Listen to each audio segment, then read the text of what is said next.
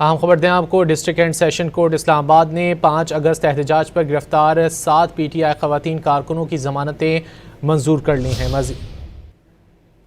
آپ کو بتا رہے ہیں ڈسٹرکٹ اینڈ سیشن کورٹ اسلام آباد نے 5 اگست احتجاج پر گرفتار 7 پی ٹی آئی خواتین کارکنان کی ضمانتیں منظور کر لی ہیں۔ پی ٹی آئی خواتین ورکرز پر تھانہ لوہی بھیر میں مقدمہ درج ہے۔ ڈسٹرکٹ اینڈ سیشن کورٹ اسلام آباد نے محفوظ فیصلہ سنایا ہے۔ 5 اگست احتجاج پر گرفتار 7 پی ٹی آئی خواتین کی ضمانتیں منظور کر لی گئی ہیں۔